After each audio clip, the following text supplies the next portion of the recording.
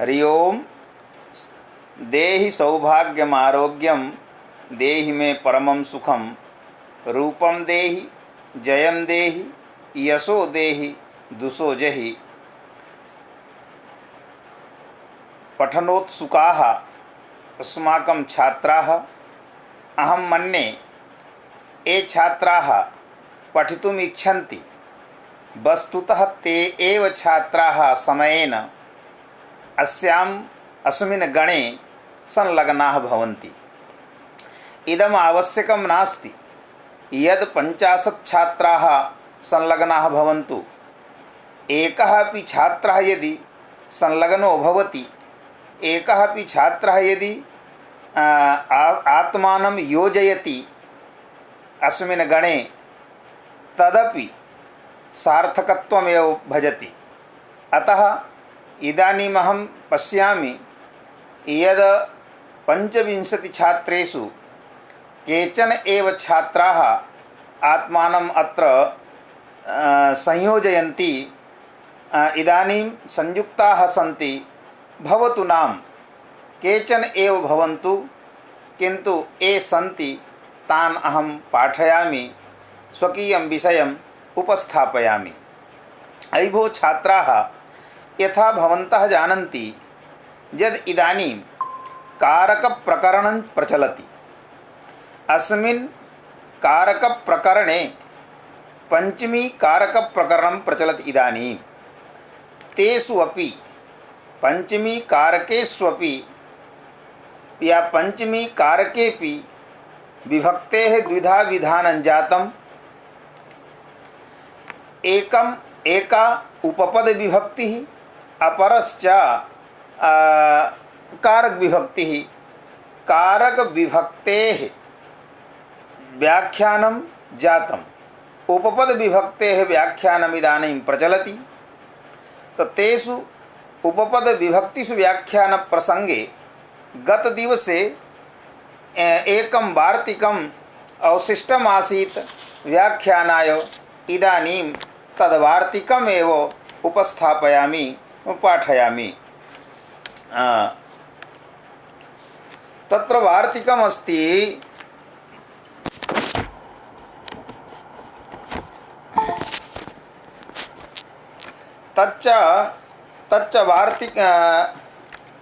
तच्च वार्तिकमस्ति।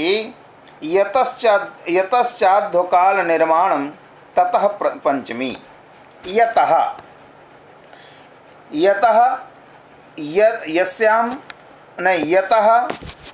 यदवधेः कालस्य निर्माणं, कालस्य निर्माण शब्दः अत्र व्यवच्छेदपरः, अर्थात यतः कालस्य व्यवच्छेदः भवति, यतश्च अध्वनः व्यवच्छेदः भवति, तस्मात् पंचमी विभक्तिः भवति। उदाहरणं न दत्तम्। अग्रे उदाहरणं दास्यति। द्वितीयं वार्तिकं विद्यते। तद्युक्तात् अध्वनः प्रथमा सप्तम्यौ। तद्युक्तात् अर्थात तत्शब्दः पूर्वपरामर्शकः भवति। तत्शब्दः सर्वनाम शब्दः। सर्वनाम्नः ये भवन्ति, सर्वनामवाचकाः ये शब्दाः भवन्ति, ते पूर्वस्य परामर्शकाः भवन्ति इति रीत्या तत्शब्दः अत्र पूर्वपरामर्शकः। पूर्वञ्च विद्यते पंचमी। अतः तद्युक्तः पंचमी युक्तात्, तद्युक्तात् अर्थात पंचमी युक्तात् अध्वनः मार्गवाचकः यः शब्दः, तस्मिन् शब्दे प्रथमा विभक्तिः भवति अथ च सप्तमी विभक्तिः भवति। अस्यापि वार्तिकस्य पृथक्त्वेन उदाहरणं नैव दत्तम्। अतः अग्रिमं पुनः एकं वार्तिकम् उपस्थापयति ग्रन्थकारः। कालात् सप्तमी च वक्तव्या। कालवाचकः यः शब्दः, तस्मात् शब्दात् सप्तमी विभक्तिः कर्तव्या। वक्तव्या अर्थात सप्तमी विभक्ति कर्तव्या इति, वक्तव्या इत्यस्य अर्थः भवति कर्तव्या इति। इदानीं यतश्च कालध्वान, इदानीं पूर्वं यद् वार्तिकं वर्तते यतश्च कालध्वन निर्माण ततः पंचमी अग्रिमं च यद्वार्तिकं तदयुक्तात् अध्वनः प्रथमा सप्तम्यौ अपरं च यद्वार्तिकं कालात् सप्तमी च वक्तव्या इति वार्तिकत्रयस्य एकमेव उदाहरणं ददाति ग्रन्थकारः। उदाहरणत्वेन एकमेव वाक्यं प्रदर्शयति। तच्च वाक्यमस्ति यद् वनात् ग्रामः योजनं योजने वा। तो अत्र वनात् ग्रामः योजनं योजने वा, तो अत्र हि ग्रामात् वनात् इत्यस्मिन् शब्दे या पंचमी जाता सा पंचमी यतश्च काल अध्वान निर्माणं ततः पंचमी इति वार्तिकेन भवति। कारणमस्ति यत् मया उक्तं यतः अर्थात यस्मात् अवधेः। यतः इत्यस्य अर्थः अस्ति यस्मात् अवधेः। तो यस्मात् अवधेः अध्वनः निर्माण शब्दस्य अर्थः अस्ति परिच्छेदः। तो यस्मात् अवधेः अध्वनः परिच्छेदः भवति अथ च कालस्य परिच्छेदः भवति। तस्मादेव शब्दात् पंचमी विभक्ति। तो वनात् एव काल अध्वनः परिच्छेदः जायते, अतः वनवाचकात् प्रातिपदिकात् तत्र सप्तमी विभक्ति जाता। और तदयुक्तात् इति वार्तिकेन योजन शब्दे सब प्रथमा अथ च सप्तमी विभक्ति। यतो हि तदयुक्तात् इत्यस्य वार्तिकस्य अर्थः कह जाता है यद पंचम्यंत युक्तात् प्रातिपदिकात्। तो पंचम्यंत युक्तम किम प्रातिपदिकम, तो अध्वनः मार्गवाचकम यत् प्रातिपदिकम तस्मिन् प्रातिपदिके सप्तमी विभक्ति भवति अथ च प्रथमा विभक्ति भवति। तो अत्र पंचम्यन्तं पदं विद्यते ग्रामात् इति। तद्युक्तः तेन सह संबंध विशिष्टः या तेन सह यस्य संबंधः अध्वनवाचकस्य योजन शब्दस्य। अतः योजन शब्दे प्रथमा विभक्ति जाता अथ च सप्तमी विभक्ति जाता। अतः योजनम योजने वा। तो ग्रामात् ग्रामः नहीं वनात् ग्रामः योजनम योजने वा। इदं वाक्यं वार्तिकद्वयस्य उदाहरणं। यतश्च अध्वकाल निर्माण ततः पंचमी इति वार्तिकस्य अथ च तद्युक्तात् अध्वनः प्रथमा सप्तम्यौ इति वार्तिकस्य च उदाहरणं भवति। अग्रिमं यद् वार्तिकं विद्यते कालात् सप्तमी च वक्तव्या। तो कालात् सप्तमी अर्थात कालवाचकात् प्रातिपदिकात् सप्तमी वक्तव्या। अस्य वार्तिकस्य उदाहरणं ददाति कार्तिक्याः अग्रहायणी मासे। तो कार्तिक्याः अग्रहायणी मासे। तो कार्तिक्याः यत्र कार्तिक्याः इत्यत्र पंचमी विद्यते, मासे इत्यत्र च सप्तमी विद्यते। तो तत्र कार्तिक्याः कार्तिक शब्दात् पंचमी विभक्ति केन सूत्रेण अथवा केन अनुशासनेन भविष्यति।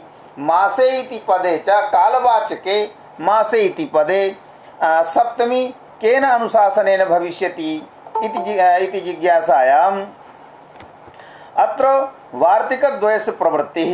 तो एकं तत्र वार्तिकमस्ति, एकं यद् वार्तिकमस्ति यतश्च अध्वकाल निर्माण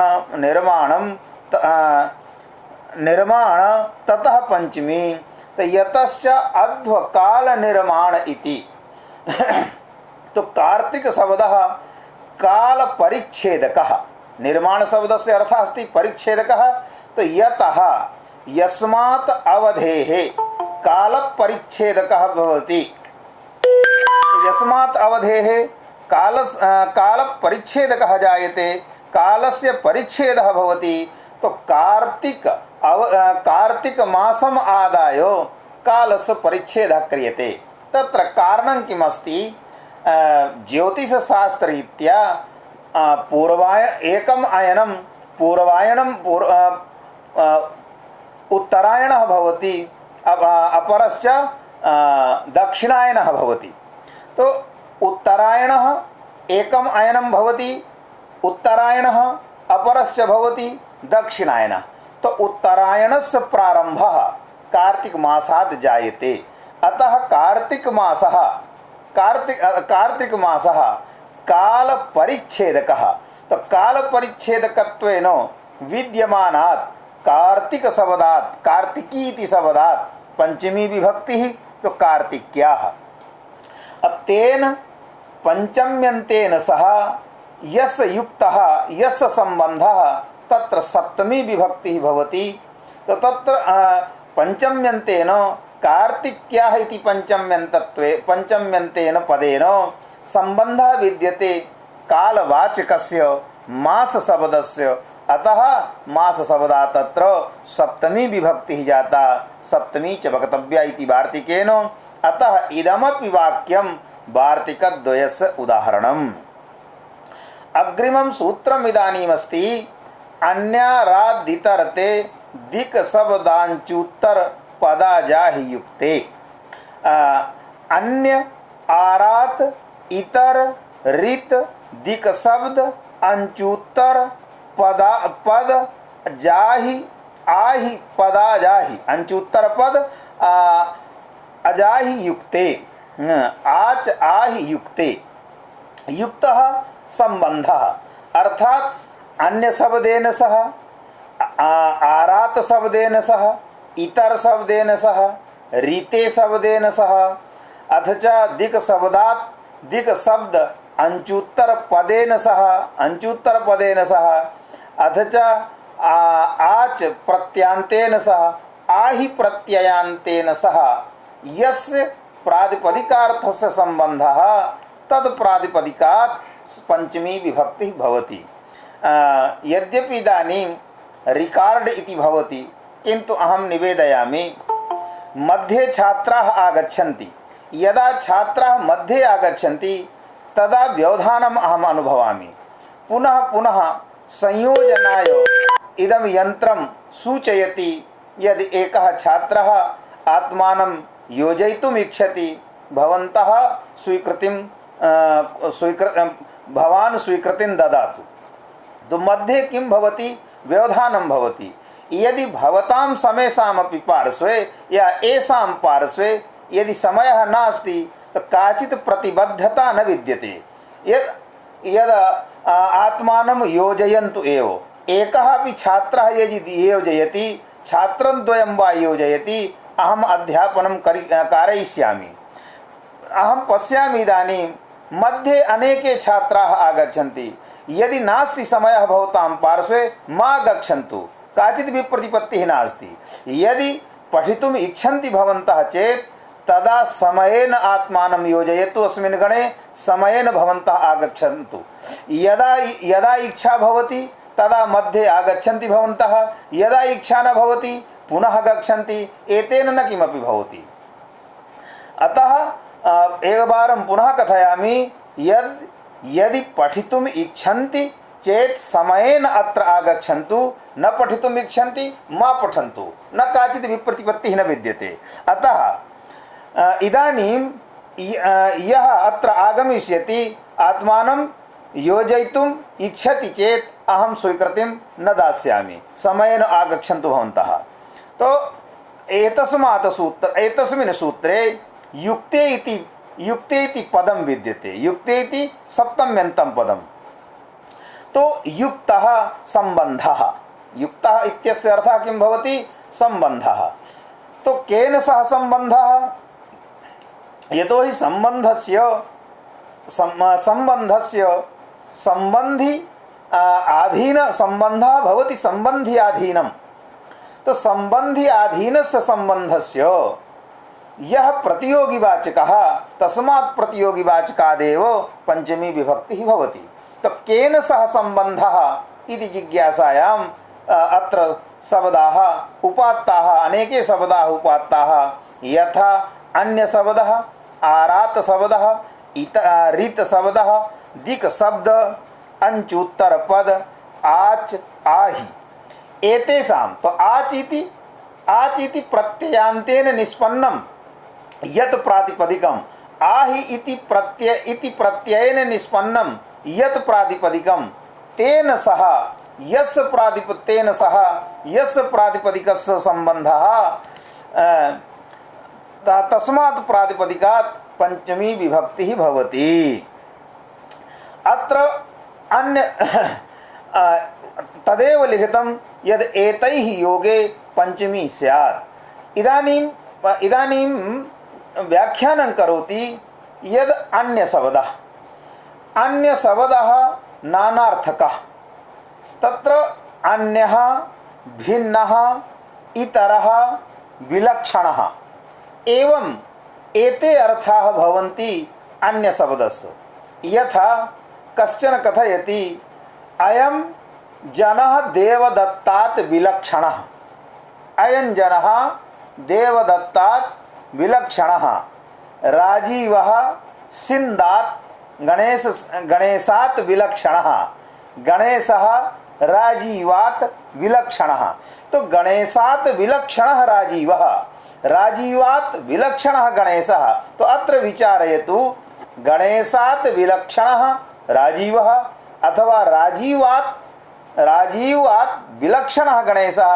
अत्र गणेशात् विलक्षणः राजीवः इत्यत्र राजीवपदे प्रथमा विभक्तिः, गणेशपदे पंचमी विभक्तिः। केन सूत्रेण पंचमी विभक्तिः जाता?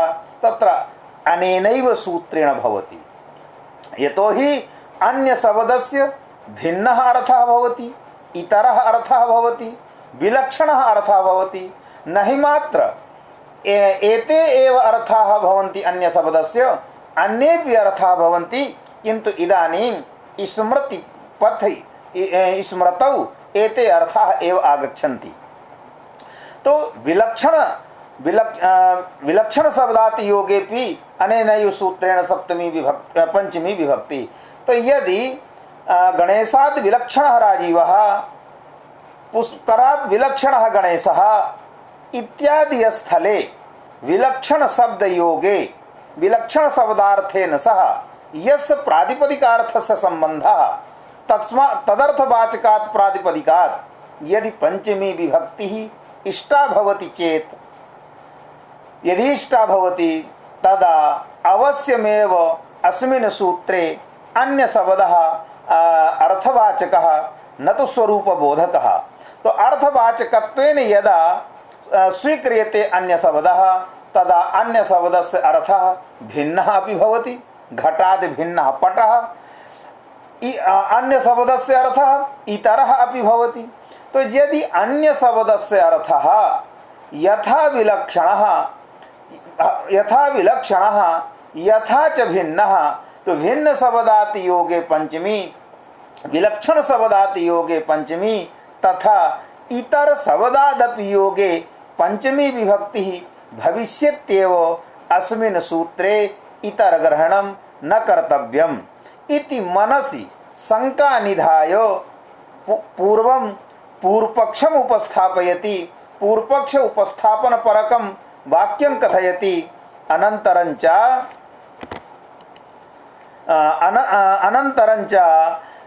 उत्तरं ददाति। तर्हि वाक्यं किम पूर्वपक्ष उपस्थापकं परं वाक्यं किमस्ति? अन्न इति अर्थग्रहणम्। अर्थात् अन्यशब्दः स्वरूपस्य न बोधकः, आन्पूर्व्याः न बोधकः, किन्तु अर्थस्य बोधकः। तो यदि अर्थस्य बोधकः तदा अन्यशब्दस्य इतरोपि अर्थः भवति। तो इतरार्थे अन्यशब्दादेव यत्र इतरशब्दयोगे पंचमी विभक्तिः स्वीक्रियते तत्र अन्यशब्दयोगे एव भविष्यति। किमर्थं सूत्रे इतरग्रहणं? तो उत्तरं ददाति इदानीं यद् इतरग्रहणं प्रपञ्चार्थं। प्रपञ्चार्थम् इत्यस्य किं तात्पर्यं? बहुषु सूत्रेषु इदं पदम् आगच्छति। यदि अयं प्रपञ्चार्थः, इदं प्रपञ्चार्थं, तो प्रपञ्चार्थम् इत्यस्य इदमेव तात्पर्यम् अत्र विद्यते यदि इतरग्रहणं न क्रियते अन्यशब्दस्यैव अर्थः इतर इति क्रियते तदा व्याख्यानं कर्तव्यं भविष्यति। तच्च यदि इतरग्रहणं क्रियते तदा कस्यचित् व्याख्यानस्य आवश्यकता न भवति। अयमेव लाघवः गौरवश्च। यदि समानार्थके लाघव गौरव चर्चा न स्वीक्रियते चेत तदा इतरग्रहणस्य न कापि आवश्यकता अस्मिन् सूत्रे। उदाहरणं ददाति। तो तर्हि अन्यशब्दस्य कः कः अर्थः के अर्थाः भवन्ति अन्यशब्दस्य? तो अन्यः, भिन्नः, इतरः। एतद् अतिरिक्तोऽपि एकः अर्थः भवति विलक्षणः। अन्यः, भिन्नः, इतरः, अपि च विलक्षणः। कौमुदीकारेण विलक्षणशब्दः नैव उपात्तः, किन्तु विलक्षणोऽपि अर्थः भवति अन्यशब्दस्य। यथा मया उदाहरणं दत्तं। पुष्करात् विलक्षणः गणेशः, पुष्करात् भिन्नः गणेशः, पुष्करात् इतरः गणेशः, पुष्करात् अन्यः गणेशः। तो एवं रीत्या यत्र अन्यशब्द साक्षात् अन्यशब्दस्य योगः सम्बन्धः अथवा तदर्थक भिन्नशब्दस्य इतरशब्दस्य वा तत्र पंचमी विभक्तिः। तो यस्य प्रातिपदिकार्थस्य एतेषु अर्थेषु सह एतदर्थवाचक प्रातिपदिकेन सह सम्बन्धः तत्सम्बन्ध प्रतियोगिवाचकात् प्रातिपदिकात् पंचमी विभक्तिः भवति। अतः कृष्णाद् अन्यः बलरामः, कृष्णाद् भिन्नः बलरामः, कृष्णाद् इतरः बलरामः। तर्हि कृष्ण अथ च बलरामयोर्मध्ये अस्ति कश्चन सम्बन्धः। कृष्ण बलरामयोर्मध्ये अस्ति कश्चन सम्बन्धः। तो अन्यः अत्र अन्यशब्दः कृष्ण प्रतियोगिक भेद विशिष्टः बलरामः, कृष्ण प्रतियोगिक भेद विशिष्टः बलरामः इति। एवं अन्यः भिन्नः इतरः कृष्णाद् वा। एवमेव पुष्कराद् भिन्नः गणेशः इत्यत्र किं भवति कि पुष्कर प्रतियोगिक भेद विशिष्टः गणेशः, पुष्कराद् इतरः राजीवः। तो पुष्करात्व प्रतियोगिक भेद विशिष्टः राजीवः। स्वरूपतः उभयोर्मध्ये भेदः अस्ति, किन्तु उभयोर्मध्ये सम्बन्धः अपि अस्ति। स च सम्बन्धः प्रतियोगी अनियोगी रूपः। एवं रीत्या कृष्णात् इति शब्दे पंचमी विभक्तिः। एवमेव आरात् शब्दस्य अर्थः भवति समीपं। तो आरात् बनात्। तो अत्र आरात् इत्यर्थवाचकेन माने समीप रूपार्थवाचकेन आरात् इति शब्देन यस्य प्रातिपदिकस्य वनरूप प्रातिपदिकस्य सम्बन्धः